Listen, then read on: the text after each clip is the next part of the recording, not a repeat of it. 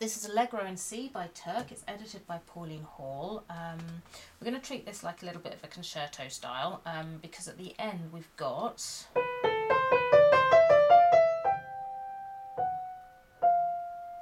that, which in the middle of everything that's going on makes it feel almost cadenza-ish. So if we can change that around a bit, cadenza is a little bit in the middle of a concerto and before something comes back, where the soloist does really exciting stuff and mucks about, and well, they sometimes improvise, they sometimes plan it well in advance, and plays some really different stuff, and then finishes in a certain point, and then everybody comes in at the end. So what we're going to do, I'm going to play it all the way through with what's written in the music, and then we're going to go to the end and I'll play some different kind of variations on what we could actually do at the end. It's not going to be too complicated, but just so that you can do something different when we get to the end.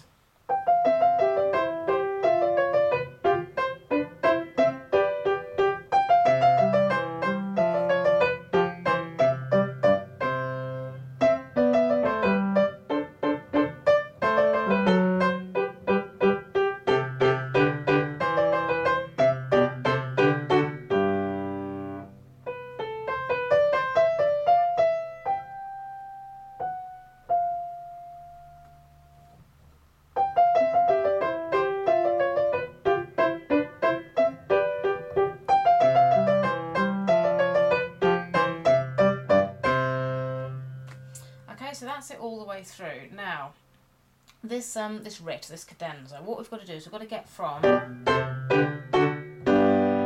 this big G major chord, which would be a G major if it had more notes in it because it feels like G major, up to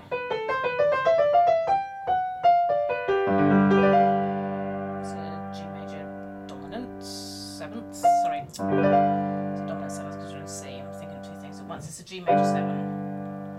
Anyway, the point is we've got to get from that G there up to that kind of area up there. And we could do that at the end if you wanted, by using this kind of scale passage. Now they've done a little pattern of a pair, and then another pair, and then another pair, another pair, another pair, and then we could do downward.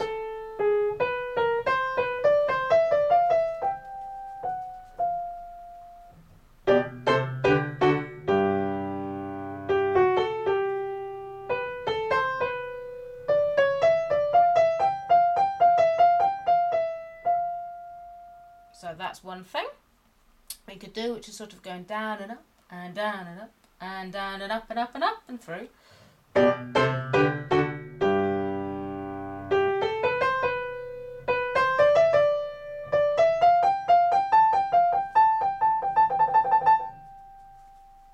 that was a sort of loop through all the time. So we're using sequences.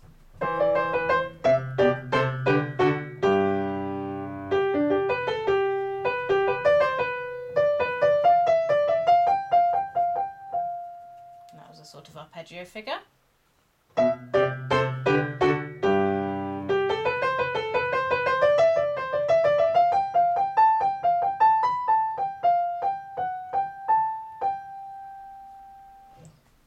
Not quite sure what that one was, I made it up on the spot. Don't think it was terribly good, I'll try again.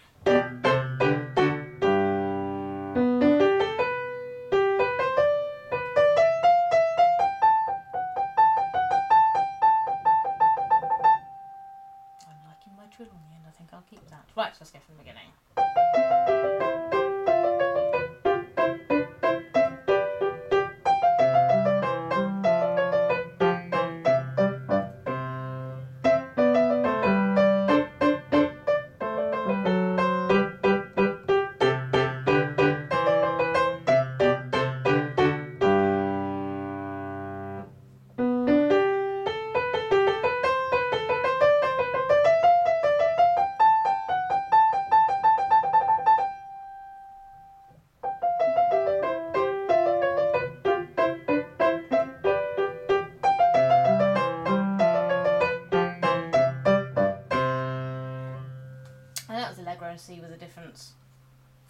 It's not really a cadenza, but it is a little sort of different thing.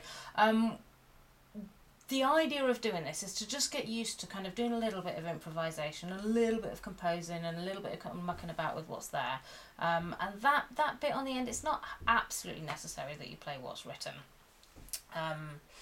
Certainly not while you're practicing it, and it's a really good idea to have an idea of what could fit there, not necessarily play those notes, but actually being able to work out what does fit.